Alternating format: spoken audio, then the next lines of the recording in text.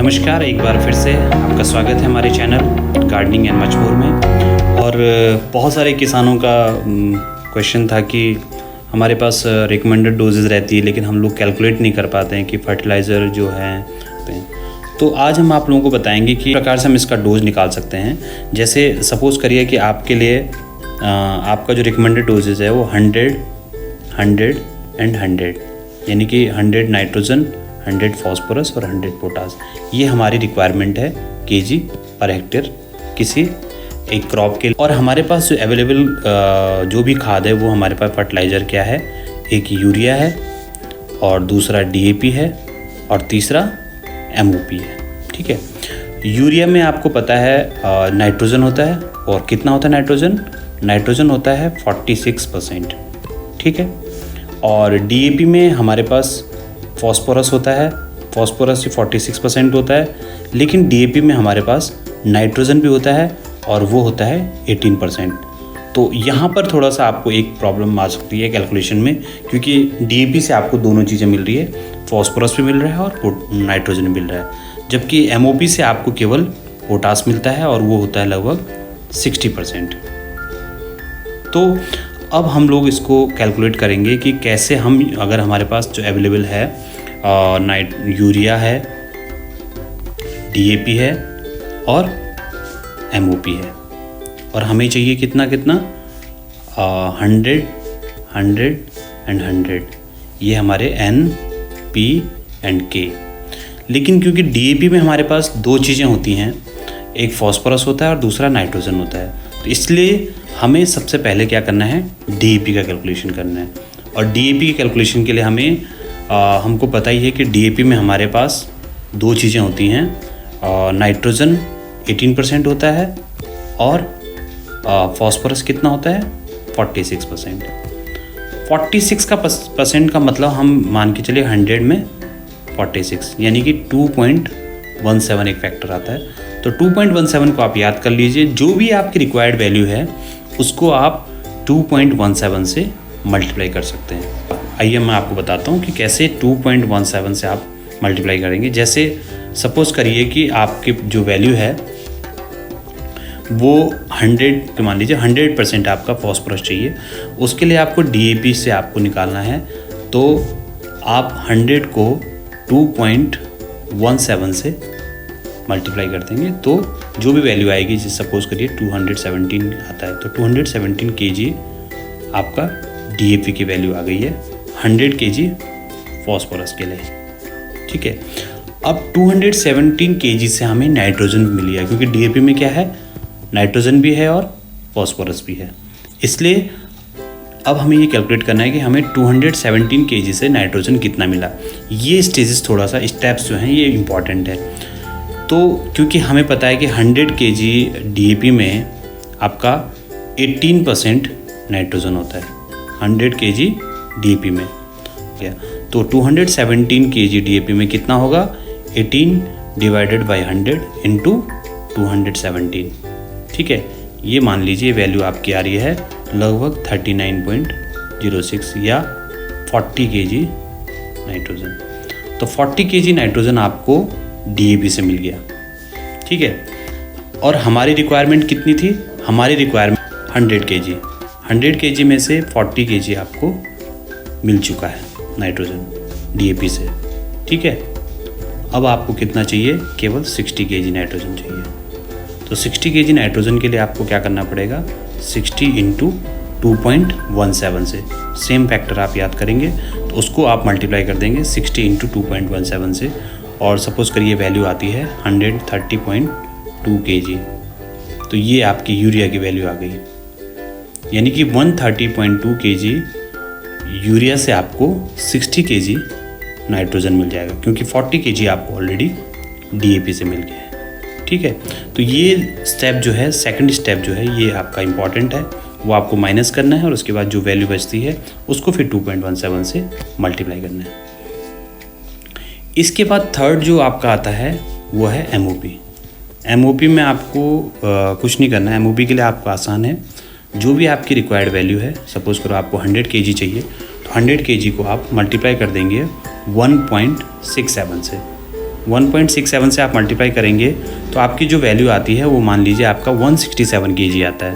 तो 167 kg आपको जो 167 kg MOP से आपको 100 kg पोटास मिल गया है।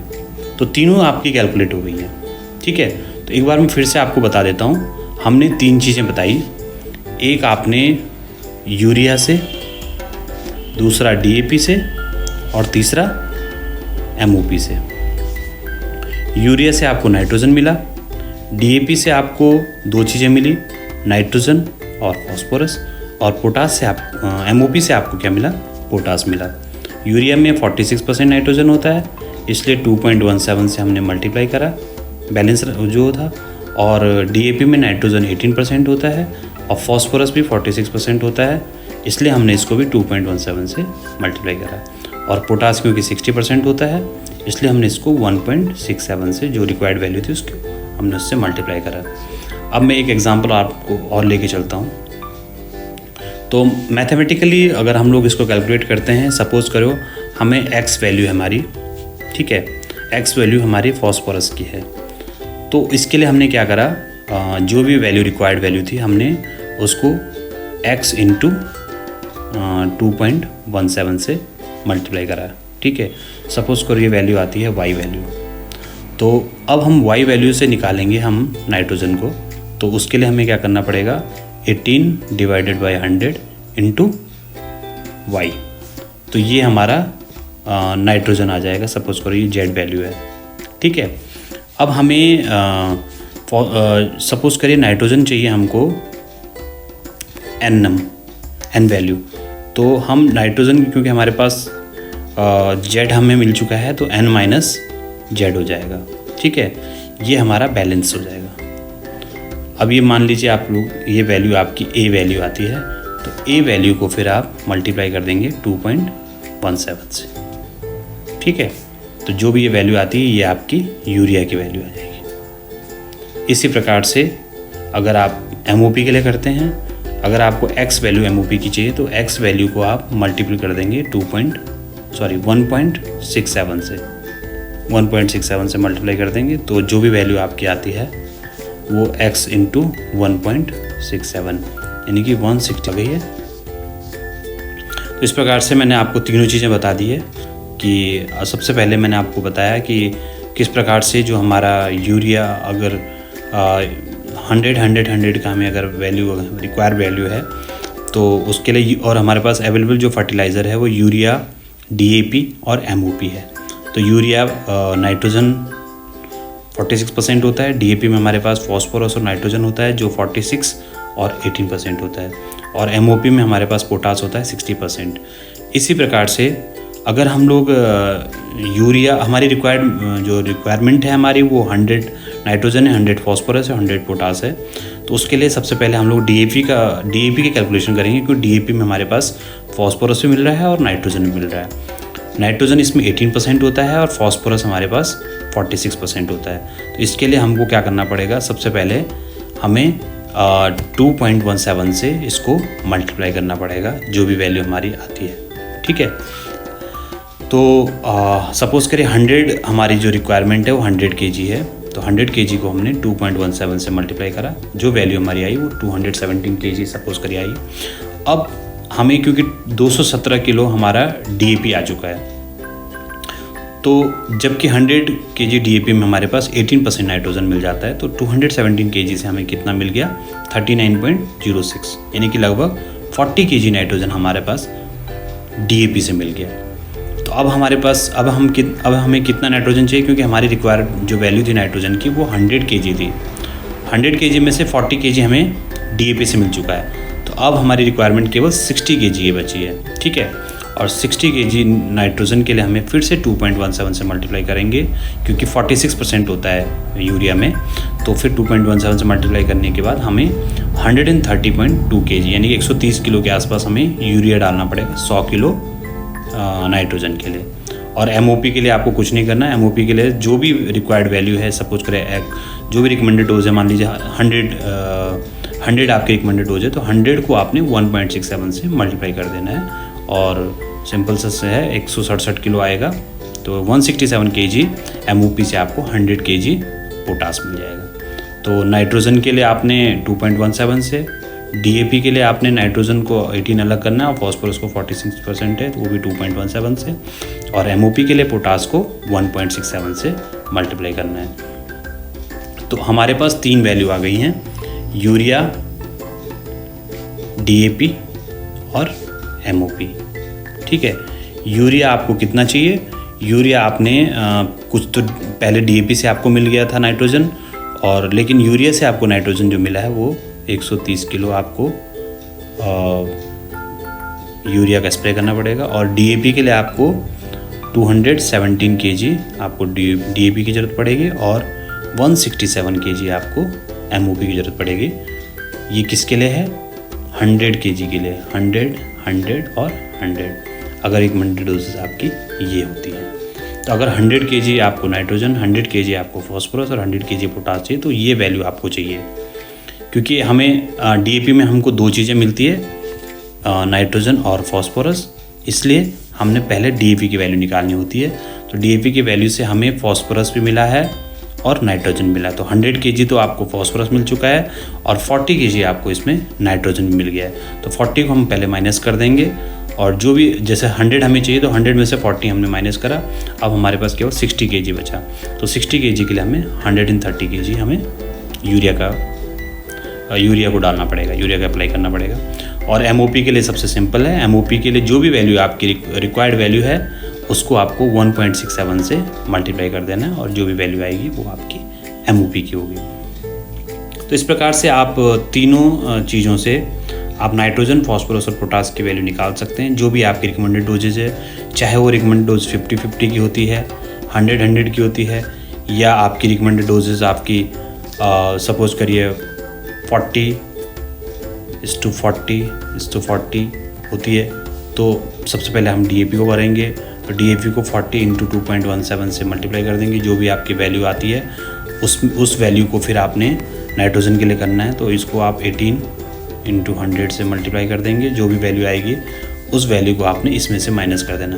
कई बार ये होता है कि नाइट्रोजन की वैल्यू हमें, कंप्लीट वैल्यू हमें DAP से मिल जाती है, तो उस कंडीशन में आपको नाइट्रोजन के लिए यूरिया को आपने नहीं यूज़ करना है, केवल DAP से आपको मिल गया।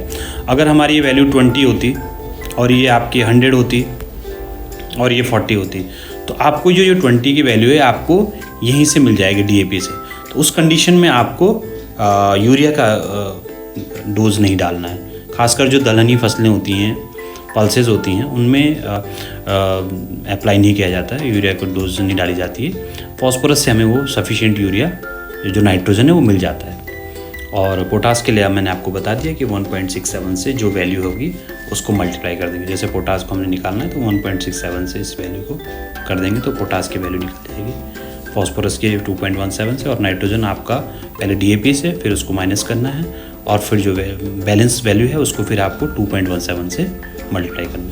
तो इस प्रकार से आप तीनों की डोजेज आप निकाल सकते हैं, और जो भी आपके डोजेज हैं आप उस हिसाब से नाइट्रोजन, फॉस्फोरस और पोटास को कैलकुलेट कर सकते हैं, यूरिया से, DAP से और MOP से, म्यूरेट ऑफ पोटास से।